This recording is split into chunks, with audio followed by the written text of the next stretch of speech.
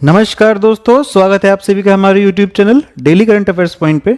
दोस्तों आज है 11 सितंबर और आज हम लोग 11 सितंबर से रिलेटेड करंट अफेयर्स पढ़ेंगे और इस वीडियो में पूरे दिन के बहुत ही इंपॉर्टेंट क्वेश्चंस हैं और वीडियो के एंड में 5 वन लाइनर क्वेश्चंस भी हैं, उनको भी अच्छे से पढ़िएगा, बहुत इंपॉर्टेंट है वो भी। दोस्तों वीडियो को शुरू करने से पहले आपको बता दें कि जिन लोगों ने अभी तक चैनल को सब्सक्राइब नहीं किया है वो लोग सबसे पहले जाकर चैनल को सब्सक्राइब कर लें और सब्सक्राइब के बगल में दिखने वाले बेल आइकन को जरूर दबा लें, जिससे कि हर एक वीडियो का नोटिफिकेशन आपको टाइम पे मिलता रहे। तो चलिए दोस्तों शुरू करते हैं आज की वीडियो। हाल ही में किसने डोर स्टेप बैंकिंग सेवा लॉन्च की है? तो दोस्तों ये लॉन्च की है निर्मला सीतारमण जी ने। तो देश की वित्त मंत्री निर्मला सीतारमण ने हाल ही में सरकारी बैंकों की door step banking service launch की है और पहले इस सुविधा में केवल सीनियर सिटीजन्स और दिव्यांगों को ही लाभ देने की बात कही गई थी, लेकिन अब यह सुविधा सभी लोग के लिए जारी हुई है और इसका इस्तेमाल ग्राहक वेब पोर्टल, मोबाइल ऐप या कॉल सेंटर के जरिए कर सकेंगे। ये सेवाएं देश भर में करीब 100 सेंटर्स से एजेंट के जरिए लोगों तक पहुंचाई जाएंगी और इस सर्विस के अंतर्गत ग्राहक घर बैठे चेक, डिमांड ड्राफ्ट या पे ऑर्डर जैसी नॉन फाइनेंशियल सर्विस का लाभ ले सकेंगे और कोई भी बैंक ग्राहक मामूली चार्ज पर ही घर बैठे बैंक खाते में पैसा जमा करना या पैसे विड्रॉ करना या इनकम टैक्स या जीएसटी चालान जमा करने जैसी सुविधाओं का भी लाभ ले सकेगा। चलिए दोस्तों, इंपॉर्टेंट है, याद रखिएगा। नेक्स्ट क्वेश्चन देखते हैं। हाल ही में किसे इंदिरा गांधी शांति पुरस्कार 2019 से सम्मानित किया गया है? तो दोस्तों ये किया गया है डेविड एटनबरो को। तो इस बार मशहूर प्रकृतिवादी और प्रसारक सर डेविड एटनबरो को 2019 के इंदिरा गांधी शांति पुरस्कार से सम्मानित किया गया है। और दोस्तों ये इंदिरा गांधी शांति पुरस्कार क्या है?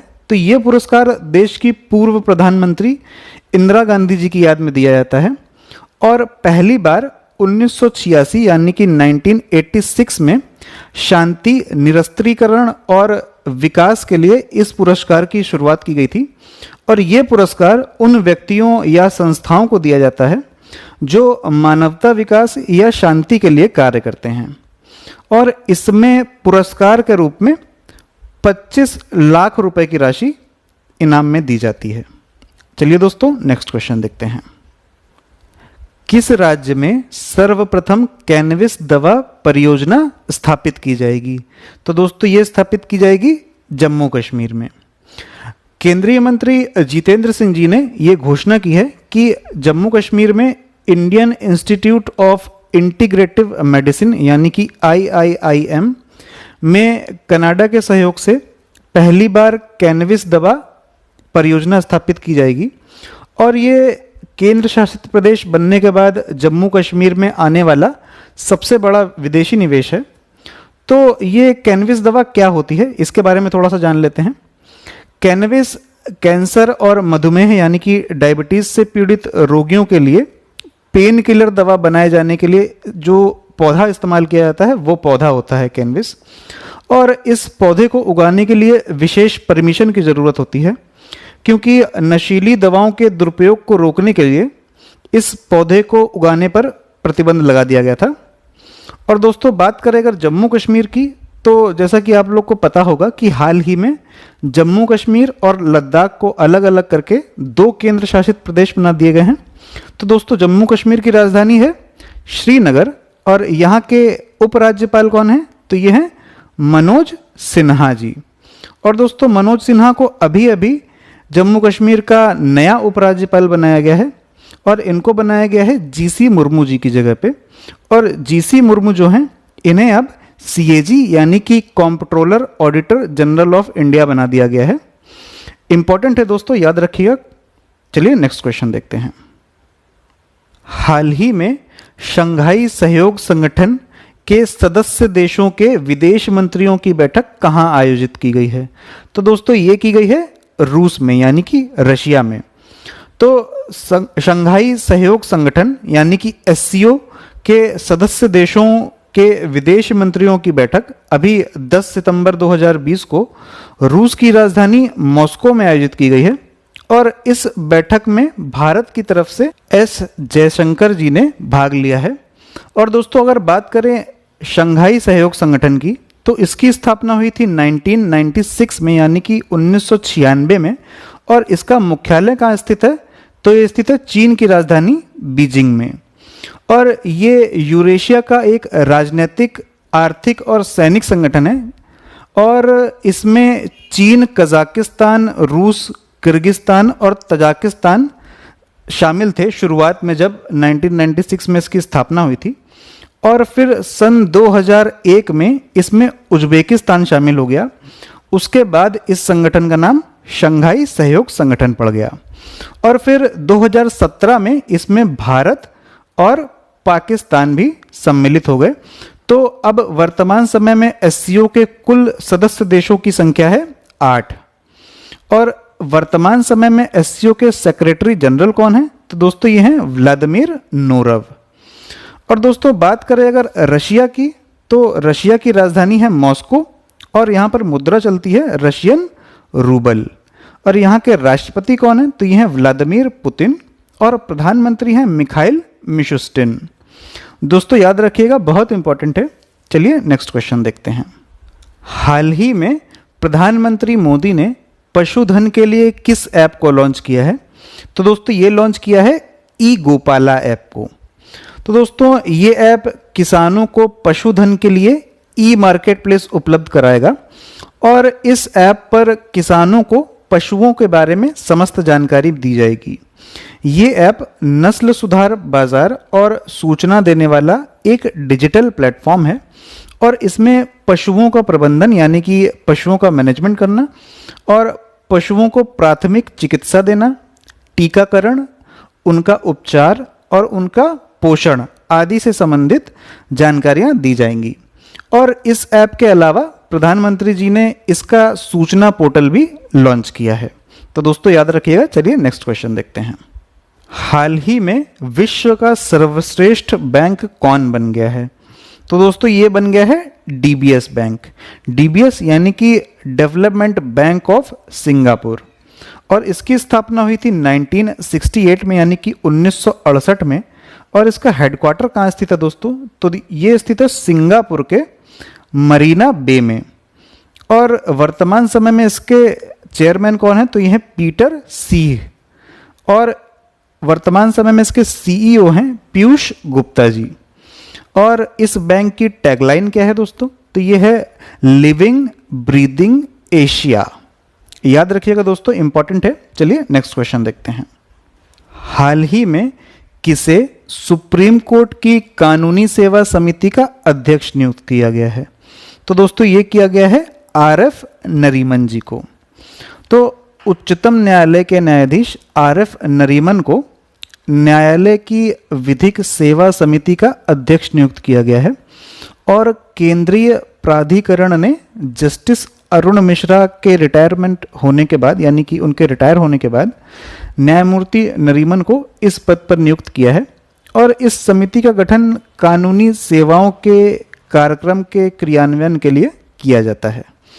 इंपॉर्टेंट है दोस्तों। चलिए नेक्स्ट क्वेश्चन देखते हैं। हाल ही में किसे नेशनल स्कूल ऑफ ड्रामा का अध्यक्ष नियुक्त किया गया है?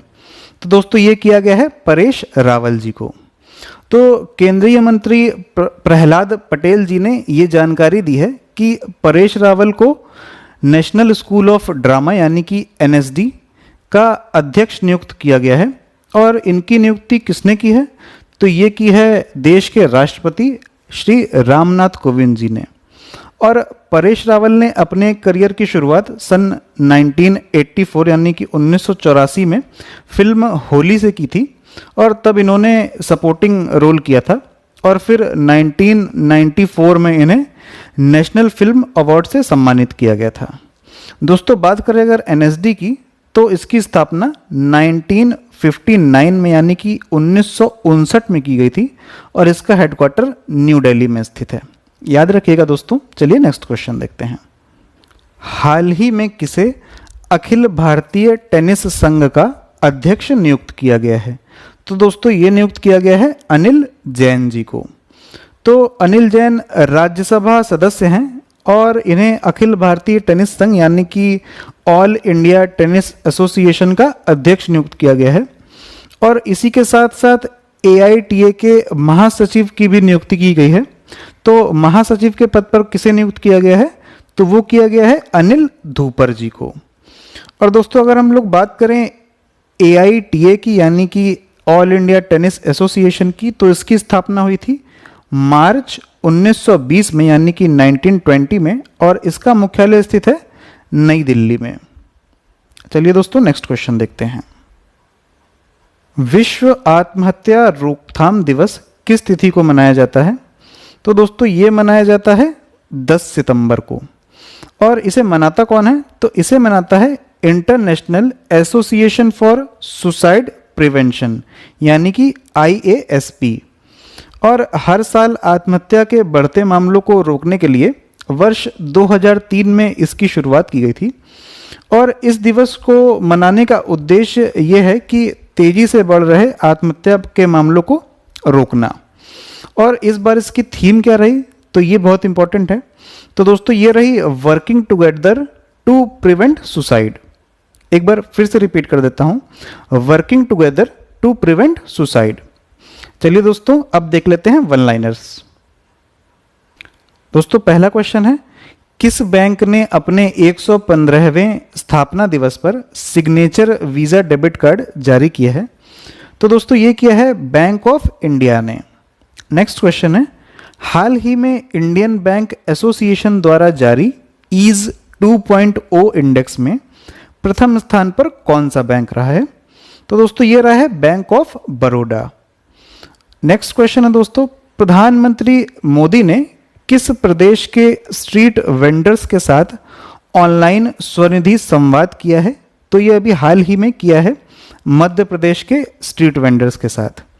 नेक्स्ट क्वेश्चन है, बांग्लादेश ने फर्जी सूचनाओं और सोशल मीडिया पर अफवाहों के खिलाफ कौन सा अभियान शुरू किया है? तो ये किया है असोल चीनी, जिसे असली चीनी भी कहते हैं हिंदी में। और लास्ट क्वेश्चन है दोस्तों, डिजिटलीकरण के आकलन के लिए RBI कौन सा सूचकांक जारी करने जा रहा है? तो दोस्तों RBI एक नया सूचकांक जारी करने जा रहा है जिसका नाम है डिजिटल भुगतान सूचकांक यानी कि डिजिटल पेमेंट इंडेक्स। तो दोस्तों आज के वीडियो में सिर्फ इतना ही। अगर आपको वीडियो पसंद आया हो तो वीडियो को लाइक करिएगा, अपने दोस्तों में ज़रूर शेयर करिएगा, और चैनल को अगर सब्सक्राइब ना किया हो तो ज़रूर कर लीजिएगा दोस्तों। चलिए मिलते हैं नेक्स्ट वीडियो में।